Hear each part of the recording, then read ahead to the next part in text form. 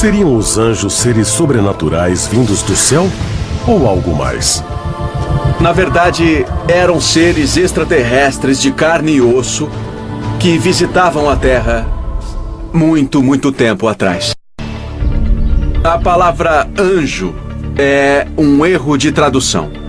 Em hebraico, o correspondente de anjo é malach. Entretanto, a tradução correta não é anjo, mas na verdade é mensageiro. Em grego, a palavra angelos não é anjo, e sim intermediário, mediador. E qual é a verdade por trás dessas histórias? É que existem esses intermediários, esses mediadores, trazendo recados de alguém chamado Deus. Por definição, anjos são de outro mundo. Anjos são extraterrestres. Não são deste planeta. Assim, por definição, ETs e anjos são a mesma coisa.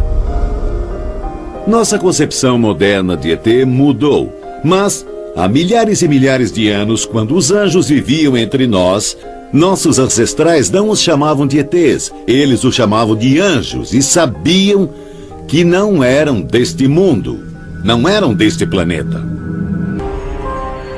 Anjos. De acordo com uma pesquisa realizada em 2010, quase 70% dos americanos acreditam em anjos. Mas o que são eles? Enviados alados de Deus, como descritos na Bíblia? Existem sorridentes querubins nos observando em nuvens ao sabor do vento? Ou seria algo muito maior?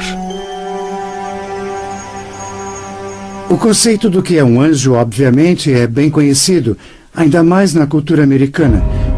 E também existe nas culturas latina, grega e babilônica. Quando pensamos em anjos, imediatamente lembramos da Bíblia. Mas em textos da internet e em livros, descobrimos que as pessoas recebem visitas de anjos todos os dias. No livro do Gênesis, os anjos são descritos como seres divinos enviados à Terra como mensageiros de Deus. Havia o desejo de que Deus interagisse com os seres humanos, mas não parecia digno que Deus agisse diretamente, então ele enviou seus mensageiros. Mas será que os chamados mensageiros de Deus desempenhavam outra função? Uma não tão benevolente ou benigna? Segundo o livro de Enoque, o texto bíblico perdido e redescoberto entre os pergaminhos do Mar Morto no final dos anos 40, os primeiros anjos a chegarem à Terra foram os anjos caídos.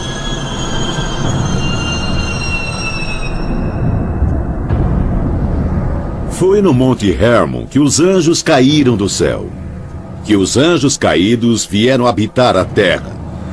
Eles queriam tomar o poder e, por causa disso, foram expulsos do céu, jogados na Terra. Agora, para mim, parece mais um caso de rebelião em que os extraterrestres vieram para a Terra, houve um desentendimento e eles se dividiram em duas facções diferentes.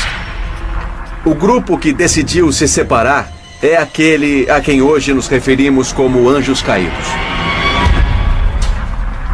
Enoque acreditava em anjos caídos e em visitas divinas, mas tudo que ele diz em suas escrituras parece lembrar, para mim, visitas extraterrestres. A nave que ele viu, a montanha em que ela pousou e o jeito que eles o conduziram e contaram coisas. Tanto o livro de Enoque quanto a Bíblia hebraica dizem que os anjos caídos agiram contra a vontade de Deus e se miscigenaram com os humanos. No Gênesis 6, fala dos filhos dos deuses, deuses no plural, copulando com as filhas dos homens. E há uma certa conotação maligna nisso. Como os anjos podem fazer sexo? Enoque descreve o ato. Alguns extraterrestres ficaram na Terra, tiveram relações sexuais com nossas mulheres, e isso está escrito no livro de Enoque. Não é invenção minha. Enoque nunca os chamou de deuses, mas de guardiões do céu ou vigilantes. De acordo com textos antigos, além de copular com as mulheres da terra, os anjos caídos geraram uma grande prole, os Néfilins, uma raça de gigantes similares aos retratados na história de Davi e Golias. Mas estudiosos da antiguidade sugerem que o uso do termo gigantes é equivocado e teorizam que a palavra não se refere à estatura física dos Néfilins, mas aos seus poderes sobrenaturais. Eles eram gigantes? Ou essa é a palavra errada e a palavra certa deveria ser extraterrestres? O personagem que conhecemos como Satanás realmente era um ser extraterrestre? Aquele que se indispôs com sua própria espécie para viver entre os nossos distantes ancestrais? Ele, junto aos demais chamados de anjos caídos, na verdade tiveram uma discórdia com Deus. E não por maldade ou arrogância, mas ao invés disso para ajudar a humanidade? É importante que nos lembremos que Satanás faz parte da categoria dos anjos chamados serafins. Os serafins foram mandados à Terra como benfeitores da humanidade, produzindo o conhecimento. As igrejas criaram esse monstro maligno de Satanás, talvez até mesmo do nada, quando na realidade a missão inteira de Satanás estava trazendo conhecimento e sabedoria à humanidade. E na verdade estavam se preocupando com a humanidade e não loucos para acabar com os humanos. Nesse sentido, Satanás não é um cara tão ruim. Não dá para ter a luz sem a escuridão. Não se pode ter o certo sem o errado. Temos que aprender isso por nós mesmos. E por fim, através das escolhas entre o certo e o errado, nós crescemos e nos tornamos o que somos. E com isso, podemos chegar a ser como os nossos criadores, para que nós nos tornemos deuses. De inúmeros jeitos, Satanás pode muito bem ser uma pessoa, um deus, um anjo, um ET, que foi caluniado de certo modo. Lúcifer é que nem Prometeu, ele é o portador da luz. Ele é o deus do trabalho árduo, é o único que nos traz o fogo, é o único que nos dá a oportunidade para que façamos as coisas por conta própria. Se o personagem bíblico de Satanás realmente for baseado em um ser extraterrestre, aquele que roubou a tecnologia de seus mestres para poder beneficiar o homem primitivo, então por que será que agora ele é injuriado como uma criatura do mal consumado? A maioria dos cristãos acreditam que os demônios são encarnações do mal dos outros anjos que seguiram Lúcifer em sua rebelião contra o Deus onipotente. Eles têm nomes como Belzebu, Asmodeus, Maluk e Mammon, e se dedicam a corromper as almas da humanidade. Biblicamente falando, o demoníaco vem dos anjos caídos. Aqueles que caíram com Lúcifer durante as grandes guerras no céu. E o objetivo deles é enganar a humanidade para que sigam um mau caminho, para se apartarem de Deus, e se dividem em muitas classes. Eles têm as ocupações mais básicas lá de baixo e seguem por toda a extensão até o estrategista, que está governando nos bastidores os assuntos da humanidade.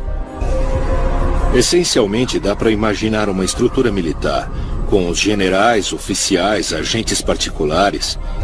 Há 9 níveis, que são anjos caídos de várias posições, os de baixo servindo os de cima e, por fim, obedecendo Satanás. Em muitas tradições religiosas, há ritos sagrados para exorcizar os demônios dos corpos dos aflitos. Será que os diabos e os demônios podem ser mesmo seres de outro mundo? E esse reino talvez não seja um inferno, mas um mundo extraterrestre verdadeiro? E eles realmente são seres do mal? Ou será que podem ter uma outra, talvez uma missão ainda mais profunda? A Bíblia fala sobre uma raça de répteis, os serafins. Eles são mencionados no livro de Isaías. Alguns interpretam como seres de fogo, mas o entendimento correto é réptil. Nós sempre tivemos conhecimento sobre os répteis. Alguns são bons, outros ruins. A meta dos reptilianos é muito simples. Eles estão procurando dominar a vida na Terra. Já há milhares de anos, ou muito mais, infiltrando-se cada vez mais na sociedade humana para copiarem a imagem do ser humano. Para centralizar o poder nas mãos daqueles que representam o seu interesse, de forma que eles possam governar de um ponto central. Será que o fato dos répteis parecerem e terem um aspecto hostil significa que eles querem nos dominar ou então nos exterminar? Eu não sei. Nós podemos olhar pela perspectiva de que somos como gado. Os reptilianos não têm a menor intenção de nos dizimar, mas em certos aspectos somos úteis para eles da mesma forma que uma vaca é útil para o fazendeiro.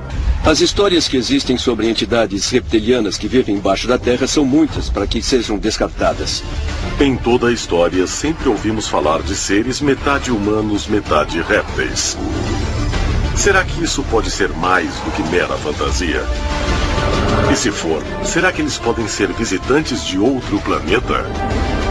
E você fica se perguntando se não existe alguma verdade nas histórias de intervenção de répteis no planeta Terra. De acordo com os evangelhos do Novo Testamento da Bíblia, nos meses antes de sua morte, Jesus leva 3 de seus apóstolos longe da aldeia em que está hospedado e juntos eles vão para uma montanha próxima.